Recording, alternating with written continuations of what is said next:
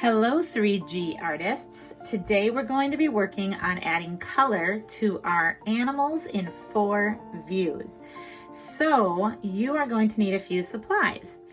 First of all, you need to find your drawing that you made that has 4 quadrants, and each one has a sketch of the animal you chose in a different kind of viewpoint.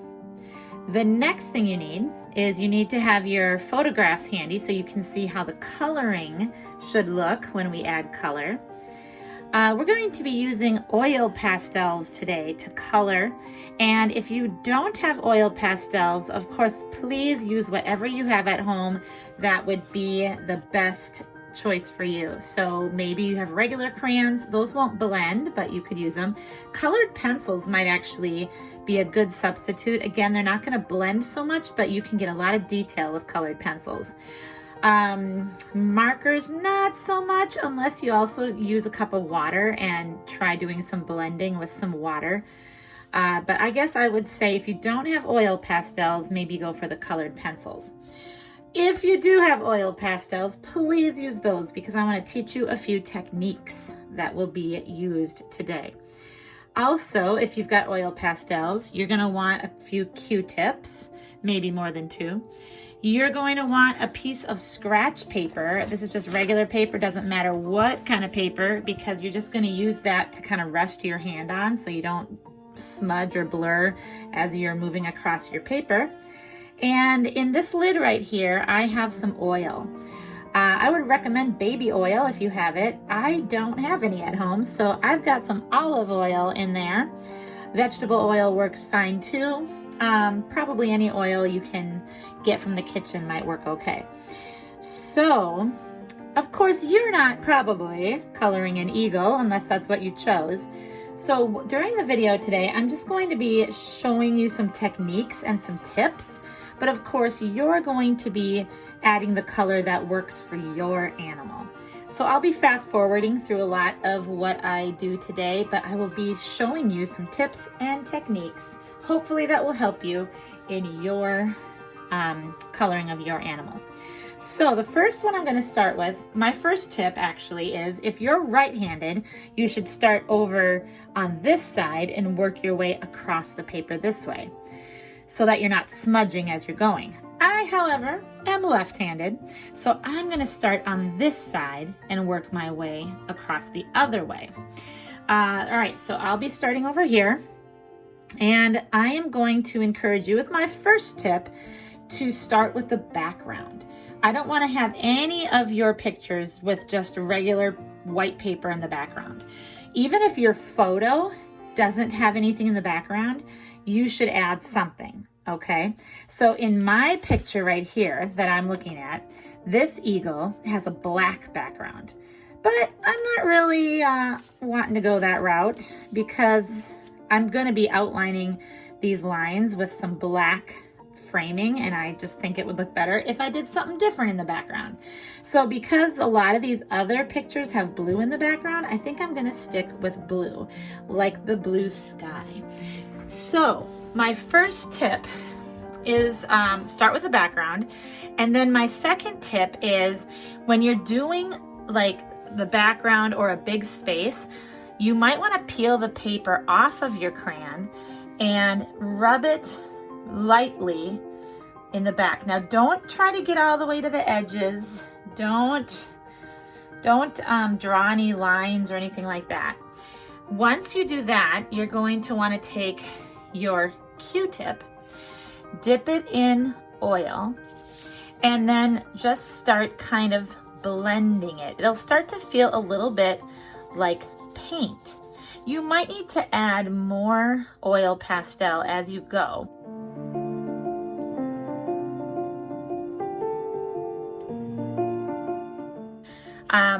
The other tip for blending that I'll show you maybe on the other side here is if you put a darker color down and then you take white, you can blend just by coloring over the blue with the white crayon. So that might be something you want to do first, and then you can go with the Q-tip and do even more blending. Ooh, I kind of like that. So if you go into the pencil though, you might smear the pencil a little bit. So just kind of be careful, you know, go up to the edge there. And get that background blended nicely so it looks like sky, or if you're working on, you know, like a green background so it looks like grass. You might have a horizon line that you need to put in depending on what view of the animal you're working on. You might need a horizon line like when you have the entire animal, but with a close-up, you don't usually need a horizon line. Okay, so the background of my first one is complete.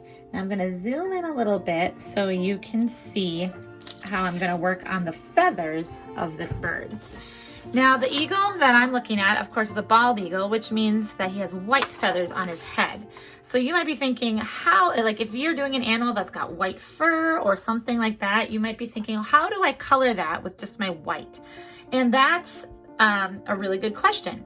The answer to that question is you're going to need to use some darker colors sparingly to get some shadows in there.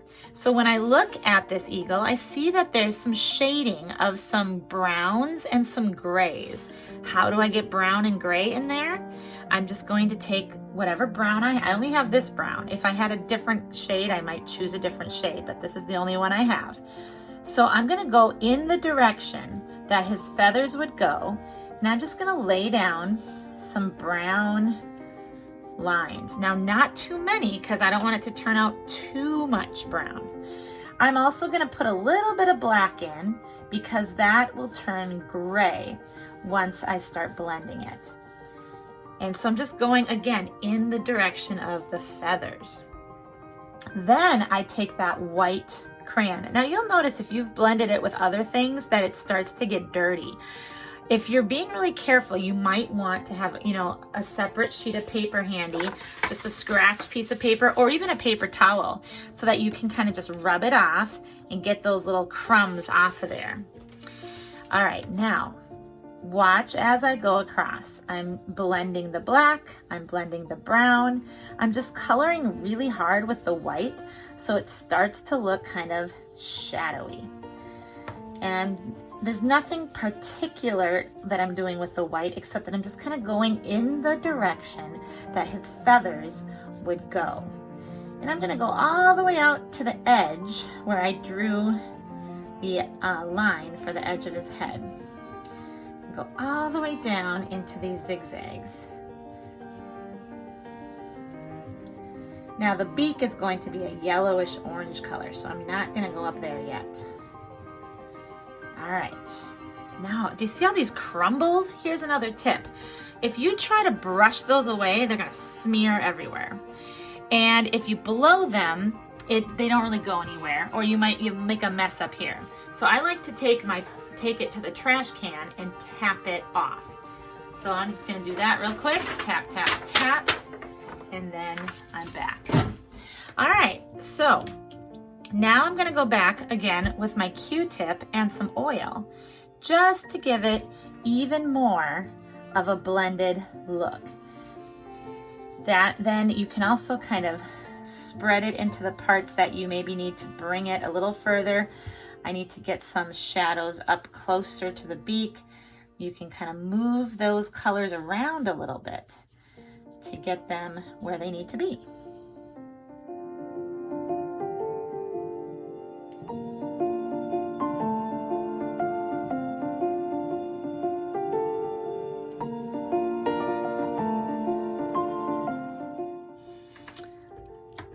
Okay, now I'm going to use some yellow and some orange for the beak. Now, whenever you're thinking of coloring in a certain section, it's a good idea to try to think of at least 2 different colors that you can lay down that will blend together nicely. So and then always start with the darker one. So just lay down some of the darker color and then go back with the lighter color over it and start smearing it together, blending it together. And you'll see that it just starts to kind of look like paint if you press really hard. Now I'm also noticing that this beak has some shadow, so I'm going to add some black back here and underneath here.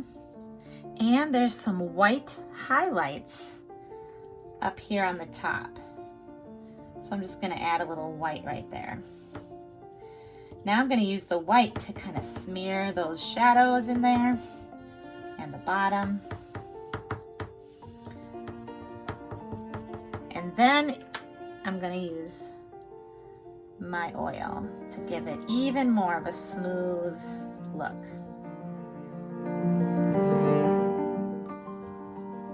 Now you should always take a minute to kind of look back over it, compare it to your picture, and see if there's anything else you need to change or add. I think I just need a little bit more orange. And now that I put oil on there, it's really smooth and it almost blends better after the oil has been put on. So I'm going to add that orange back in there. So it's okay to kind of go back and forth between the colors, blend them, experiment with it a little bit. Okay, now I see that on this beak it has this dark shadowy part here that I'm going to just add in with black, and I'm not going to blend it. I'm just going to leave it kind of like that to give it that detail. And then there's a line right here that I need to make more obvious. I'm just going to put that back in, and I'm not going to blend that part. Okay, now the eye, it's kind of hard to see because I drew over it with a pencil, but the eye has a section that is yellow right here. So I'm going to add that in. And then the inside, the pupil, of course, is dark black with a little highlight, kind of a little white spot showing. And then around it is a nice dark black circle. Okay, now if I blend that, it's going to look kind of crazy. So I'm just going to use my Q-tip with a little bit of oil, tiny bit, to just soften it. I'm not going to really smear it around, but I just want it, instead of looking like crayon, I want it to look like paint. So I'm just going to smooth it around. Ooh, that looks better already. Nice. Okay. Now, on the bottom of my eagle, I've got some brown feathers that are needing to be filled in there. So I am going to focus on these zigzaggy lines right here.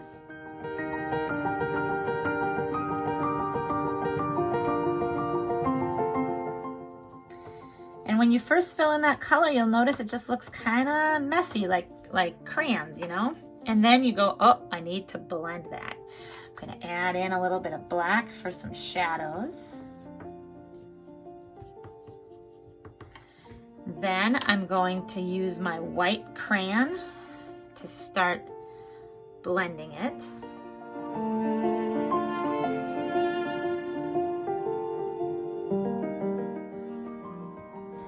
Then I'm going to go back with my Q-tip and a little bit of oil to really make it smooth. Find all those parts that look like just kind of bumpy crayon and smooth them out.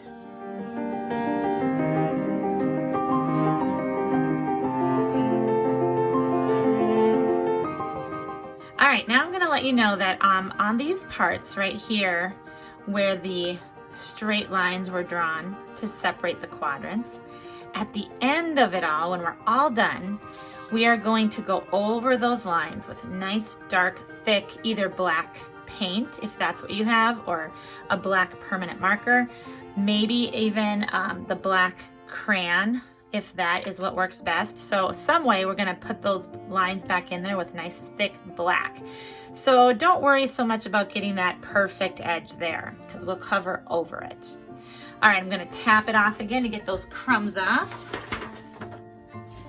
And now I'm pretty much done with this segment.